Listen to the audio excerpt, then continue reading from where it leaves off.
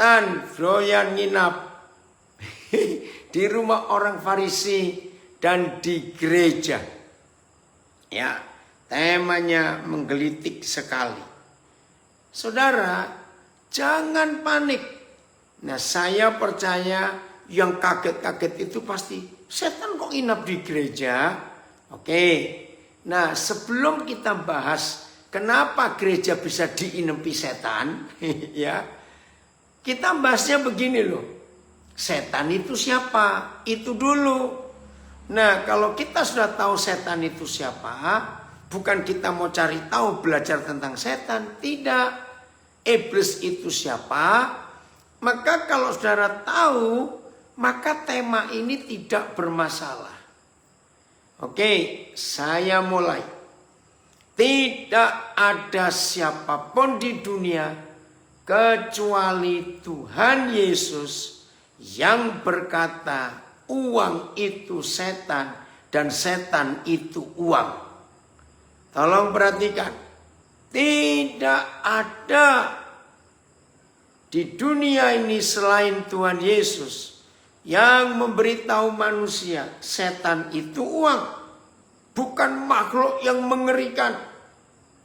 Bukan makhluk hitam besar. Pakai tanduk, bawa tombak, matanya tiga, pakai ekor, yang gambaran begitu bukan? Ada digambarkan setan pakai sayap yang menakutkan dan lain-lain. Enggak. Tidak. Saudara enggak usah bilang yang macam-macam tentang setan. Percayalah yang Tuhan Yesus katakan. Setan itu uang, uang itu setan. Udah begitu saja. Loh, masa sih? Oke. Saudara perhatikan, semua keributan, pertengkaran, kekacauan, pembunuhan, macam-macam. Itu kan uang. Saudara jangan melihat narkoba itu dengan jenisnya. Zat-zat ya yang membuat orang bisa halusinasi, bisa begini, daun ganja. Bukan. Jangan lihat itu kalau narkoba. Lihat uangnya. Kira-kira kalau narkoba itu nggak bisa dijual, ada nggak orang yang mau pakai narkoba? Nggak ada. Saudara melihat kasus-kasus perzinahan, pornografi, percabulan. Itu semua uang. Tiap hari kita masih dengar berita perang. Ini Armenia dengan Azerbaijan. Masih perang. Saudara, bom bunuh diri masih ada. Itu uang. Loh kenapa harus uang? Han, terima kasih kamu ikut. Karena kalau pemerintah bangsa-bangsa sepakat menutup semua pabrik senjata. Ayo saya tanya. Tolong jawab ya. Yang di Instagram, Facebook, Zoom. Kalau pemerintah bangsa-bangsa sepakat tutup pabrik senjata. Ayo. Bakal ada perang enggak? Enggak ada. Tapi mengapa begitu susahnya nutup pabrik senjata? Karena uang. Saya langsung. Coba saudara jawab dengan sungguh-sungguh. Cimeling, terima kasih bisa gabung. Udah lama nggak ketemu ini ya. Saudara dengar. Judulnya membuat orang panas dingin, ada yang marah, ada yang setuju, ada yang senyum, dan macam-macam. Karena apa? Masa gereja setan bisa nginap? Nah itu loh pertanyaannya. Tapi saya mau buktikan sekarang, maafkan saya. Kalau gereja itu nggak ada urusan dengan uang, puji Tuhan dari Munchen aja. Kalau gereja itu gak ada urusan dengan uang, ya pokoknya ibadah saja, gak ada nggak mikir macam-macam. Saya tanya, betul dunia pasti damai kalau semua pemerintah bangsa-bangsa setuju menutup pabrik senjata. Nah sekarang saya tanya ini, tolong jawab. Seandainya gereja itu nggak ada urusan dengan uang, percaya nggak gereja itu pasti aman.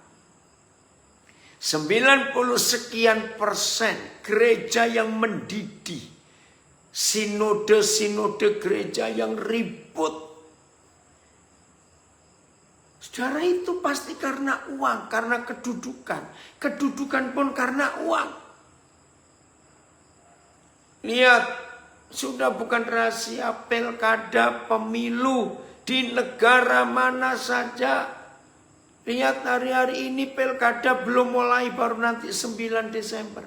Tapi uang sudah berkeliaran lebih dulu. Maaf, partai-partai yang di KPU pusat di Jakarta, calon-calon harus setor muka dulu ke sana, kan biaya lagi. Ya, pemilihan penetapannya bukan kriteria ini cocok jadi pemimpin atau tidak, bukan.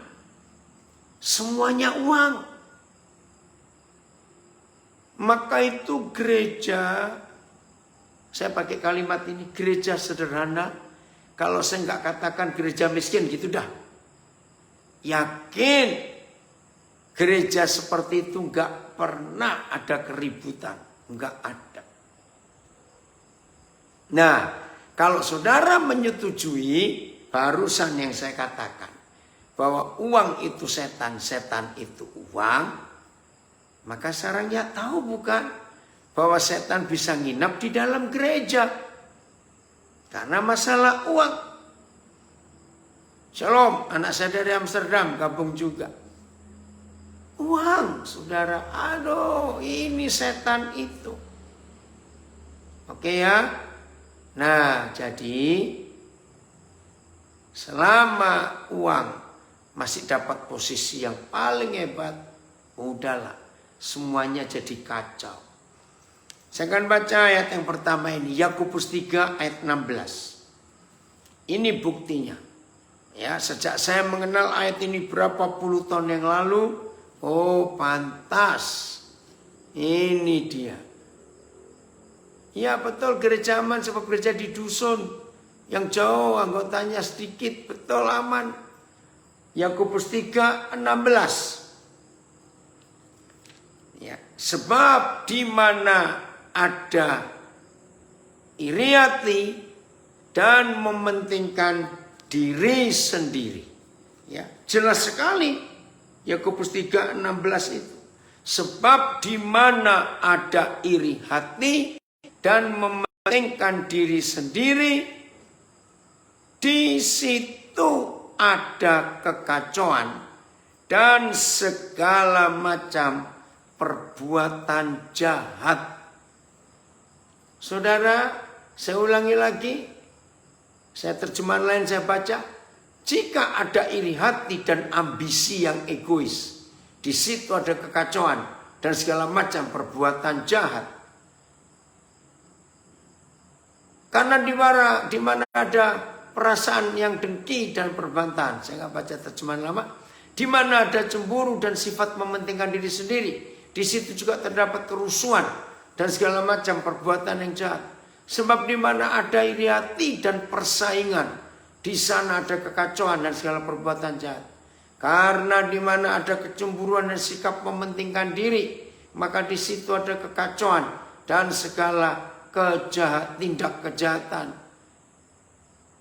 Ya, sikap hasad dengki, ini ada pengaruh bahasa Arab. Dan mementingkan diri sendiri akan menimbulkan kekacauan serta berbagai kejahatan. Nah, jelas sekali kalau di mana ada iri hati dan mementingkan diri sendiri, itu pasti masalah materi, masalah kedudukan. Sikut-sikutan. Saudara, maka itu jangan biarkan uang itu menjadi Tuhan. Betul, karena uang mata hamba Tuhan jadi hamba hantu. Tidak punya nurani lagi untuk jiwa-jiwa dikasih Tuhan Yesus. Ini komentar di Facebook. Nah, jadi masalahnya setannya itu bukan berbentuk makhluk hitam besar seram menakutkan. Bukan. Jangan bilang setan itu seperti itu.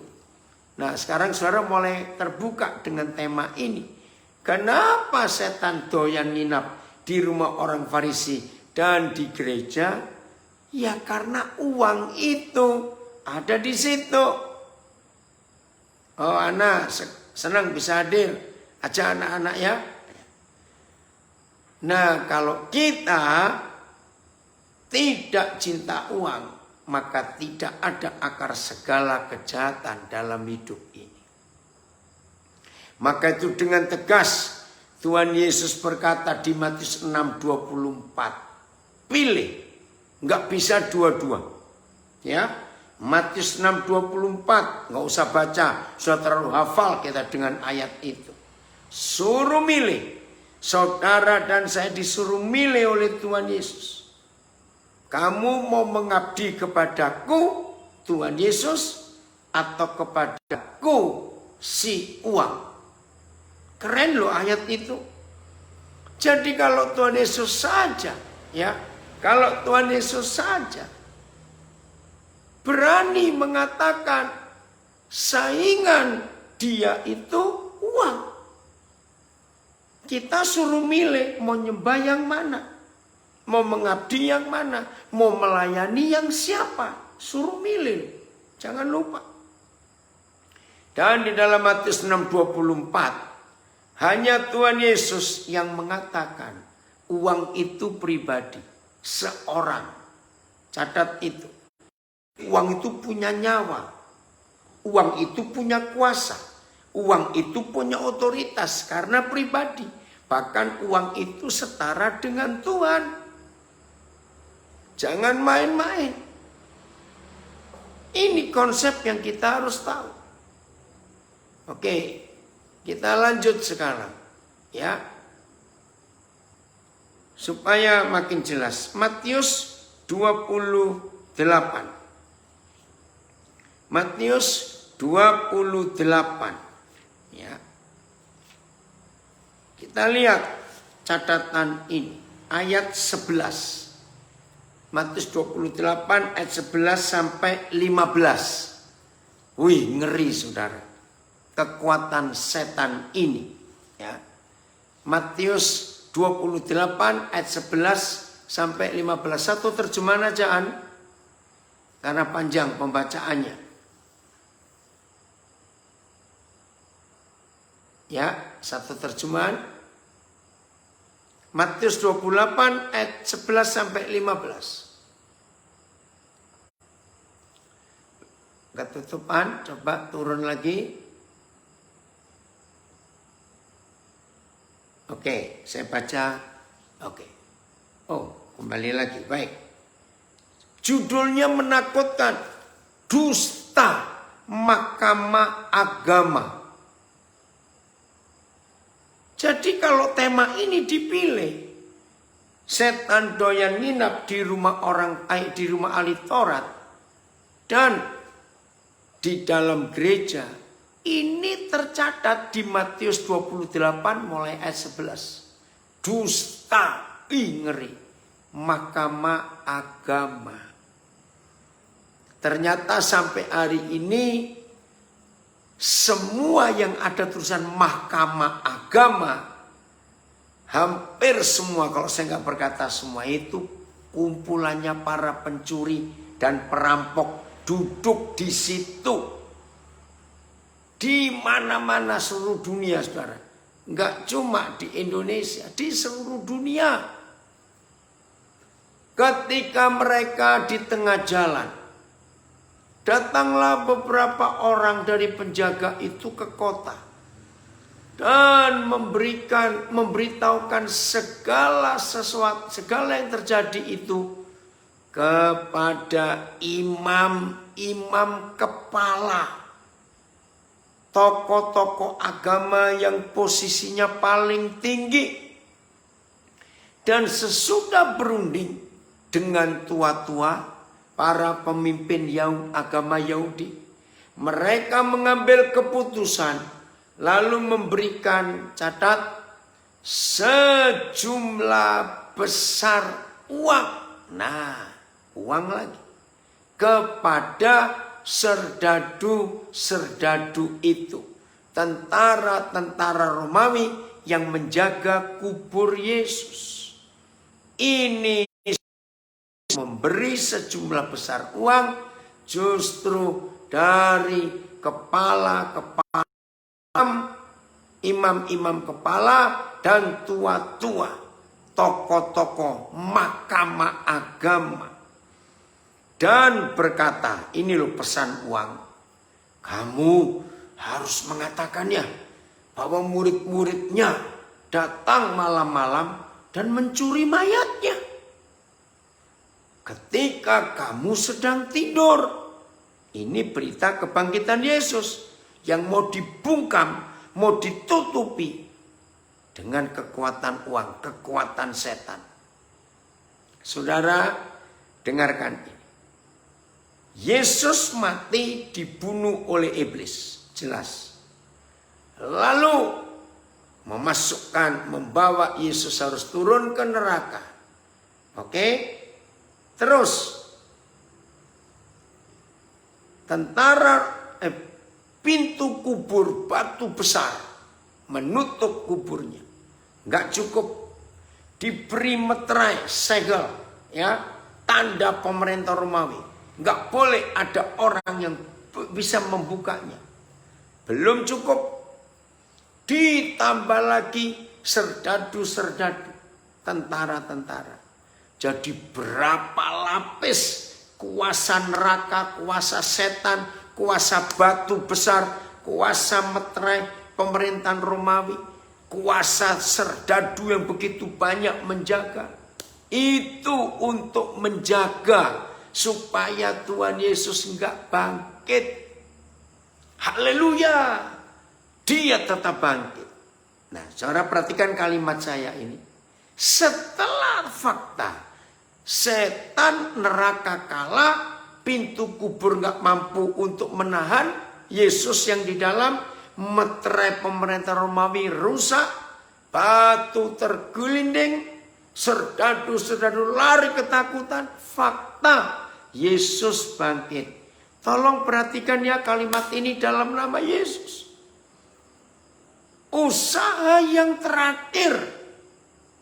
Ini loh, usaha terakhir untuk menghancurkan, untuk membuat dunia tidak percaya Yesus bangkit. Tolong catat gereja Tuhan supaya jangan tersinggung dengan tema ini. Usaha setan yang terakhir. Pakai senjata pamungkas. Tahu kata senjata pamungkas? Senjata yang terakhir untuk mengakhiri peperangan. Itu di dalam ilmu perang selalu dikeluarkan yang terakhir. Nah, senjata pamungkas iblis untuk membungkam dunia supaya dunia tidak percaya Yesus bangkit ada di ayat yang ke-12.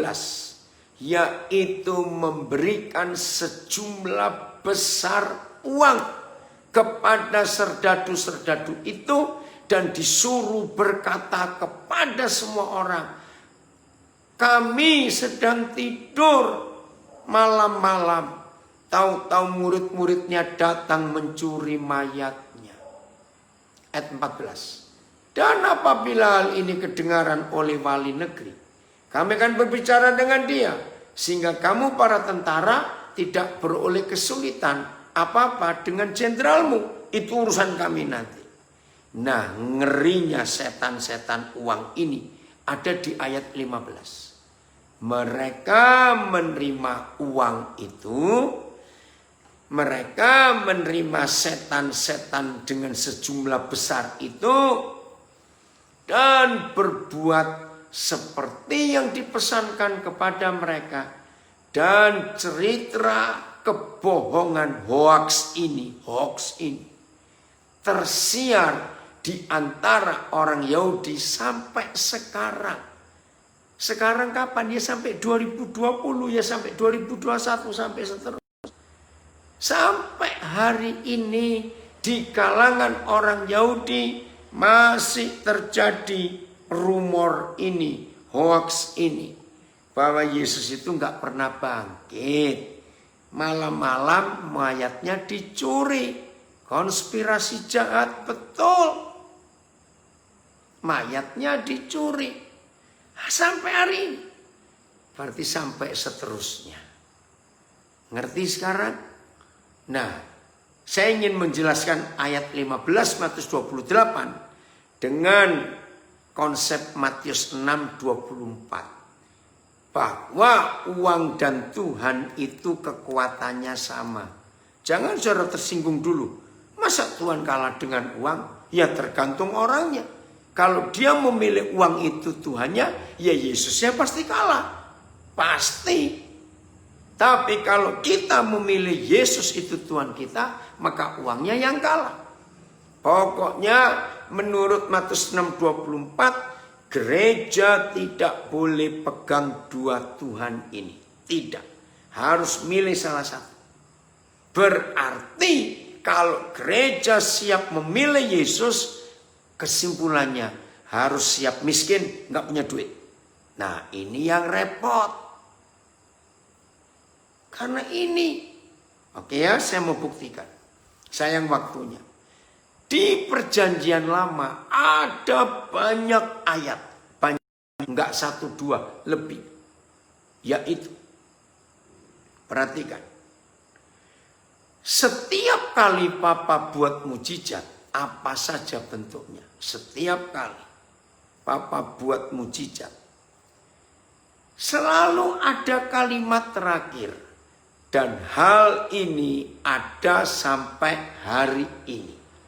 Saya ulangi, dan hal ini ada sampai hari ini. Salah satu contoh, mata air di Yeriko yang menjadi sumber penyakit dan ibu-ibu mengandung keguguran karena airnya tidak sehat. Lalu Nabi, saya lupa Elisa atau Elia ini, menyehatkan air itu. Dan ditulis, air mata air itu sehat sampai hari ini. Dan betul sampai hari ini.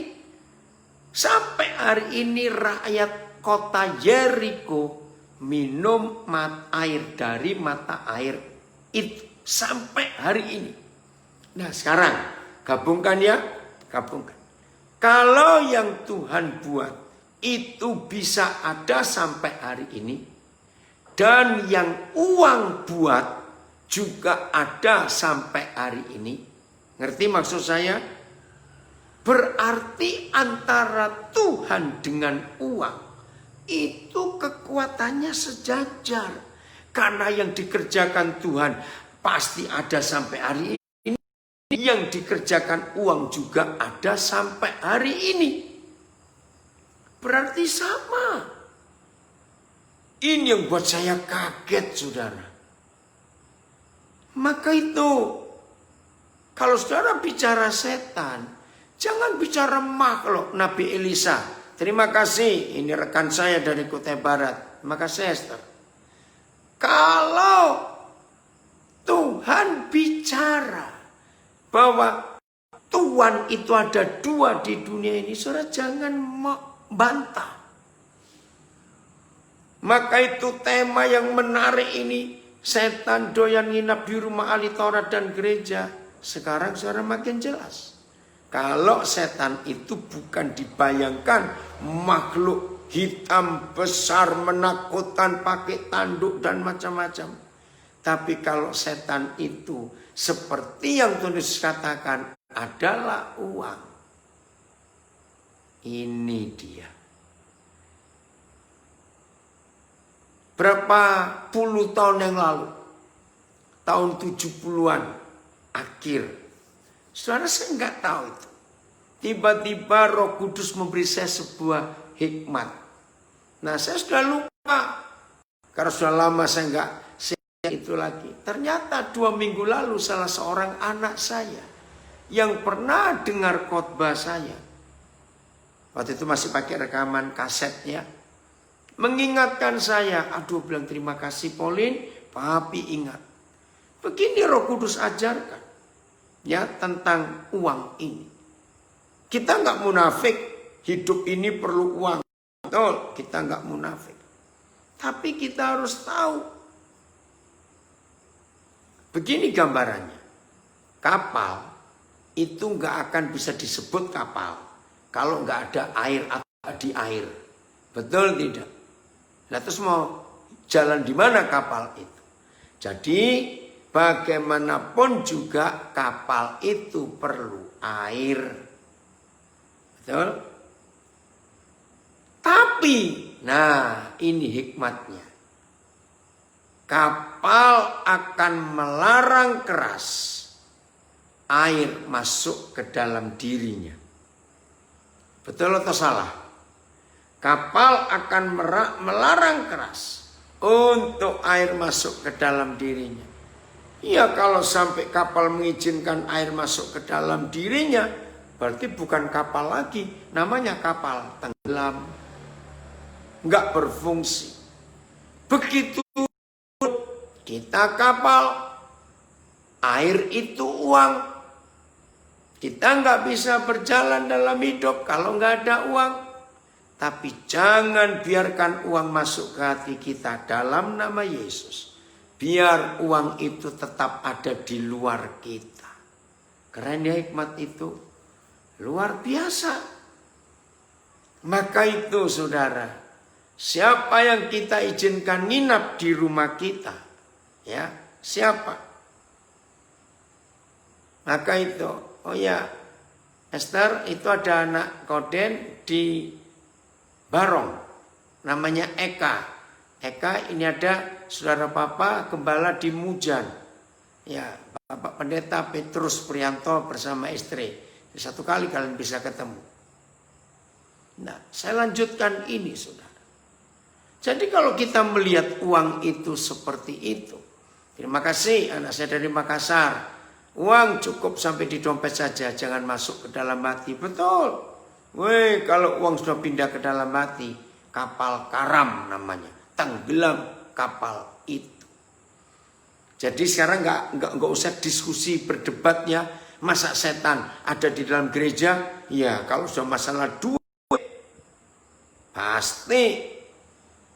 Puji Tuhan, suara saya dari Frankfurt hadir. Oke, sekarang kita lihat. Efesus 4 ayat 27. Ya, Efesus 4 ayat 27. Ya, betul. Saya juga kagum melatih dapat ilustrasi kapal dan air itu. Ya, Efesus 4 ayat 27.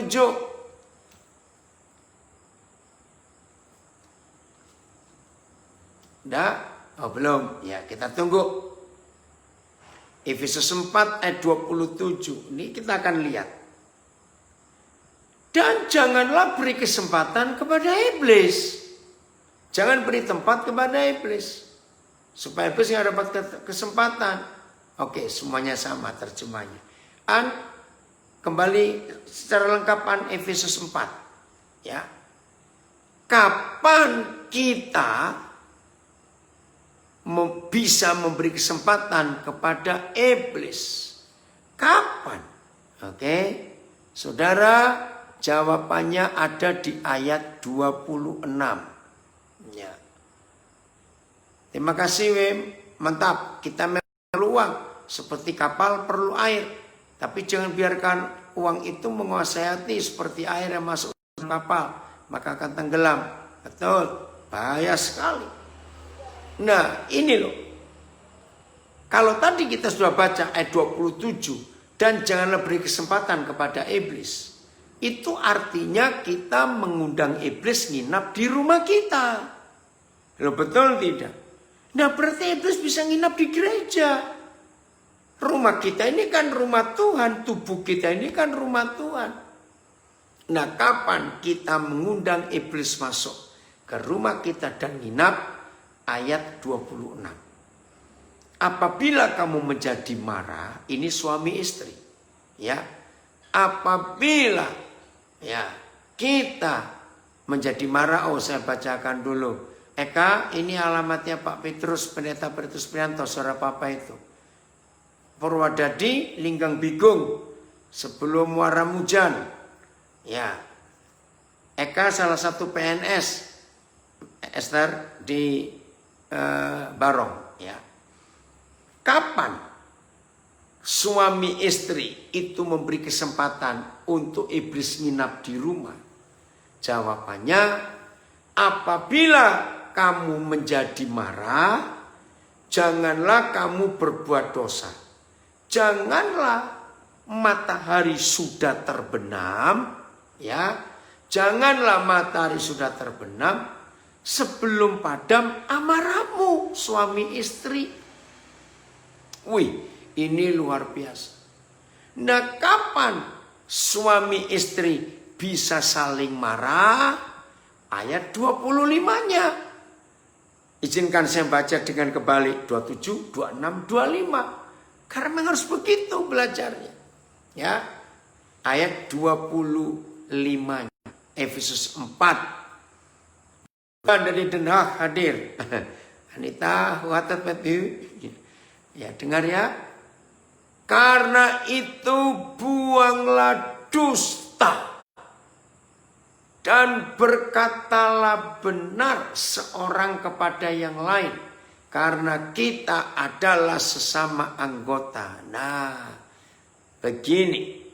Nah, saudara juga kalau membaca tema ini, masa setan bisa nginap dalam gereja? Nah, kalau gereja itu tidak kita bayangkan sebuah gedung, sebuah organisasi. Tapi kalau gereja itu kita bayangkan hidup kita ini kan gereja. Tidak tahukah kamu bahwa tubuhmu itu rumah Tuhan? Itu kan gereja.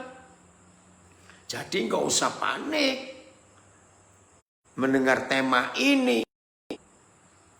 Nah, suami istri yang suka marah, yang sering marah, itu karena ada dusta di antara dua orang itu. Ya, perhatikan. Saudara, memang tidak ada hal yang begitu bisa menyakitkan hati. Kecuali kalau seorang istri mendustai suaminya, seorang suami mendustai istrinya, suaminya. Aduh, itu lukanya dalam. Saya ulangi. Kapan suami istri bisa marah dan sulit padam walaupun sudah matahari terbenam?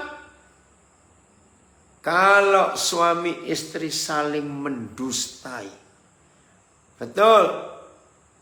Pak Pendeta Malau berkata termasuk di rumah pengkhotbah. Setuju. Karena kita juga manusia. Hamba Tuhan ini manusia. Dan rumah Tuhan itu di tubuh kita. Jadi di rumah pengkhotbah pun bisa setan nginap. Saudara perhatikan ayat ini. Di Efesus 4. Ya. Kapan setan bisa nginap di rumah kita? Kalau suami istri tidak berdamai setelah matahari terbenam. Ada apa suami istri bisa marah dan ribut? Itu ayat 25, jawabannya ayat 26, jawabannya di ayat 25. Karena ada dusta. Maaf, jangan tertuduh, tapi saya ngomong. Suami istri saling mendustai, ranking 1. Kalau saudara setuju, beri jawaban komen di ruangan chat di Zoom, Facebook, Instagram. Ranking pertama suami istri berdusta. Itu pasti masalah uang. Ayo cepat jawab. Ya atau tidak? Suami istri yang suka menyembunyikan sesuatu sebagai dusta. Itu pasti tentang uangnya. Yang gak mau jujur pada pasangannya. Ayo saya tunggu komentar saudara. Mana ini kok belum keluar? Ayo cepat. Mana? Saya tunggu. Betul enggak? Benar kok Den. Benar. Wih, panjang lagi R-nya. Saudara, rating nomor 1. Betul. Uang, saudara. Tadi bukan komen itu. Weh, kok komen. Sangat benar. Komentar-komentar. Setuju. Kali 7 kali 7. Setujunya banyak sekali. Ya. Iya. Uang. Betul. Ini komentar semuanya benar. Wih, saudara. Tuhan tolong kami. Jadi setan itu nginap di itu karena uang.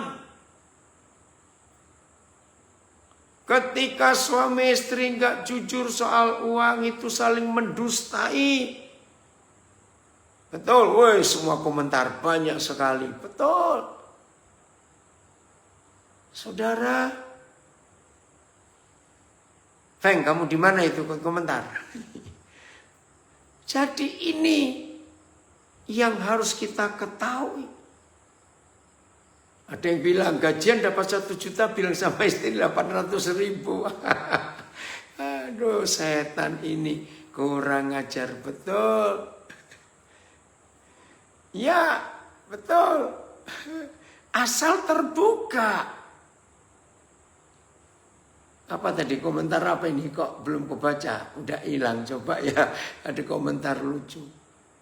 Semenjak istri tahu bahwa uang itu setan, istri saya ambil duit di dompet tanpa permisi. Karena istri cuma membersihkan uang dari dompet saya. Nah, saya cuma berkata terima kasih. Aneh-aneh kamu, Grace. Saudara, ayo kita belajar jujur pada pasangan kita. Tidak ada dusta.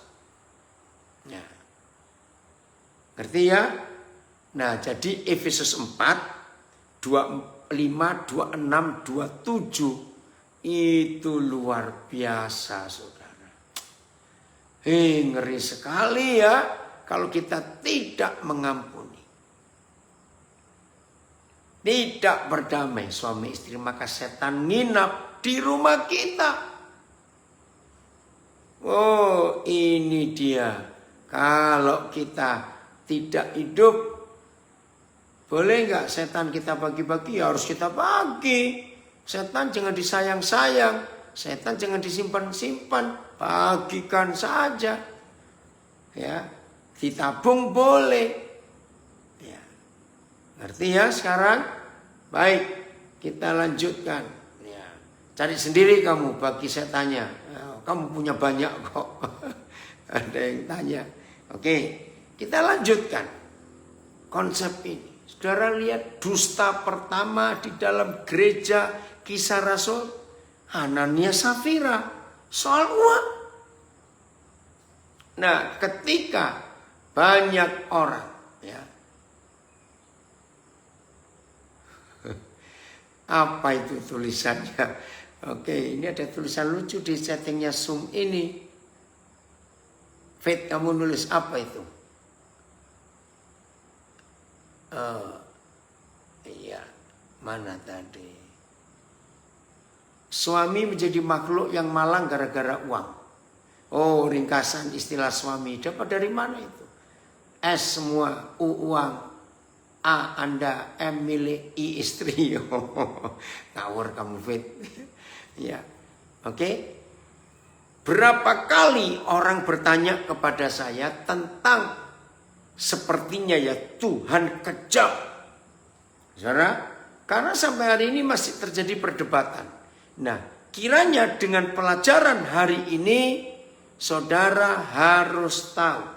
Tolong ya, yang pernah ditanya dan saudara nggak bisa jawab tentang Ananias dan Safira mati langsung loh saudara. Di hadapan Tuhan. Wih, itu ngeri bukan? Masih ingat ya? Kisah para Rasul, saudara cari ayatnya. Nah, saya jawab. Karena ada orang-orang yang gak percaya. Karena apa? Tuhan kok sepertinya kejam sekali. Langsung mati loh. Betul enggak? Enggak jarak 1 jam. Saya lupa itu. Yang mati anak-anak itu Safira dulu, saya lupa. Pokoknya tahu. Nah, jawaban saya justru dari tema ini. Saya jawab. Kalau Tuhan tidak mendidik gereja yang baru lahir tentang keuangan, maka uang itu akan menguasai gereja. Jadi tolong jawab, bukan Tuhan sadis sampai uang membunuh Ananias dan Safira. Bukan. Saudara, tapi itu peringatan keras kepada gereja zaman sekarang. Untuk berhati-hati dengan setan-setan itu. Bayangkan Tuhan sudah setegas itu aja. Sekarang gereja, aduh ngeri sekali. Siapa yang baca tulisannya Bapak Dahlan Iskan tentang gereja, ini bukan, kalau saya nyebut ini bukan rahasia lagi karena sudah umum. Gereja terbesar di Surabaya yang gembalanya 2 bulan lalu meninggal. Pak Dahlan Iskan menulis lagi berapa hari yang lalu, saya sampai ikut baca juga malu. Tapi itu benar. Kenapa sampai terjadi seperti itu? Karena uang, karena aset. Aduh, ngeri sekali saudara. Maka itu jangan diskusi lagi. Masa setan bisa nginap dalam gereja? Nah sekarang terbukti.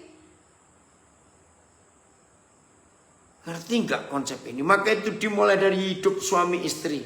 Jujur soal uang. Jangan apa-apa bicara uang. Jangan. Bicara tentang Tuhan lebih baik daripada bicara tentang Tuhan lebih baik daripada bicara tentang uang. Karena Tuhan kita kehadirannya nyata di hidup kita semuanya. Jelas ya, jadi Ananias Safira Tuhan sedang mendidik. Terima kasih Esther, Kisah Rasul pasal 5. Ananias suami yang mati duluan. Supaya gereja sadar saudara. Konsep ini. Maka itu waktu saya jadi gembala, uang bendara, kas bendara saya buat 0. Wah luar biasa itu. Pertama protes, setelah jalan aman. Mungkin baru saya satu-satunya gembala yang membuat kas gereja 0 terus. Serius, terima kasih Khotbah. Kisah Rasul 5 ayat 1 sampai 15. Nggak tahu Khotbah masih ingat nggak waktu kita disulung? Uang bendara dipegang Ailing yang meninggal, selalu 0. Langsung dibagi. Ya. Ini yang kita harus perhatikan dalam hidup kita. Kita tempatkan uang itu ada di mana. Saudara, kalau kita mau hidup seperti yang firman Tuhan ini katakan.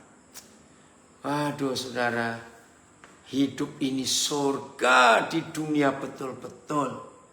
Percayalah Tuhan gak akan biarkan kita kelaparan, gak akan. Dia tetap akan jaga kita. Nah sampai di kitab Wahyu. Dan ini sudah terjadi sekarang. Ya, saya mau bacakan ini saudara, kitab Wahyu. Wahyu pasal yang ke-18. Wahyu pasal yang ke-18. Wih, ngeri saudara.